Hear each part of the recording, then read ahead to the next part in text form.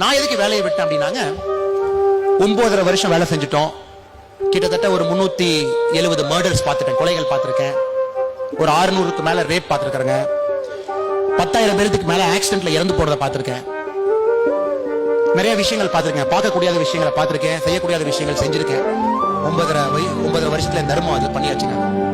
But ஒரு காலகட்டத்தில் உங்க லைஃப், ஒரு 35 வயசு உங்க லைஃப் எப்படி இருக்குன்னு பாத்தீங்கன்னா, இதே இந்தியால இதே வேலையை இன்னும் 25 வருஷத்துக்கு செய்யணுமா, இல்ல நாமளும் ஒரு சின்ன தூணா சில மாற்றங்கள் கொண்டு வரக்கு ஒரு லீடர்ஷிப்போ ஒரு கோஆர்டினேஷனோ அந்த மாதிரி பண்ணணுமா அப்படின்னு நான் பல இந்தியாவில் நாம யோசிச்சுட்டு இருக்கிறாங்க. ஒரு சின்னதா ஒரு உதாரணம் கொடுக்கணும்னா, நான் எஸ்பியா இருக்கும்போது ஒரு அம்மா ஆபீஸ்க்கு வந்தாங்க. சார், என் புருஷனை அடிச்சுட்டே இருக்கான் சார், கொஞ்சம் சால்வ் பண்ணி கொடுங்க அப்படின்னு. நான் இன்ஸ்பெக்டர் என்ன சொன்னேன், போய் அந்த ஆளை கூட்டிட்டு வாயா. அந்த ஆள் வந்தாரு. நம்ம இன்ஸ்பெக்டர் ஓங்கி ஒரு அப்பு விட்டார் அவருக்கு. ஏன் உன் பொண்டாட்டி அடிக்கிறேன் சாயந்தரம்? அவன் சொன்னா, சார் என் பொண்டாட்டி சொல்ற பிரச்சனையை மட்டும் நீங்க கேட்கறீங்களா சார், நான் சொல்ற பொண்டாட்டி பிரச்சனையும் கேளுங்க சார் நீங்க அப்படின்னா. சார், இது வாஸ்தவமான பேச்சு தான், உனக்கு என்ன பிரச்சனை அப்படின்னா, சார் நான் ஒரு கார்மெண்ட் இண்டஸ்ட்ரியில வேலை செய்யறேன். 350 ரூபாய் எனக்கு கூலி, டெய்லி எனக்கு கூலி கொடுப்பாங்க. 10 மணி நேரம் 11 மணி நேரம் வேலை செய்யும் சார். 6:30 மணிக்கு வேலை முடிச்சோடனே உடம்பெல்லாம் வலிக்கும். ஒரு டாஸ்மாக் மாதிரி கர்நாடகாவில் இருக்கிற ஒரு மது அருந்த கடையில போய் ஒரு ஓட்டர் வாங்கிக்கலாம் சார், குடிச்சுக்கலாம். அப்பதான் எனக்கு அது வலிக்கும்.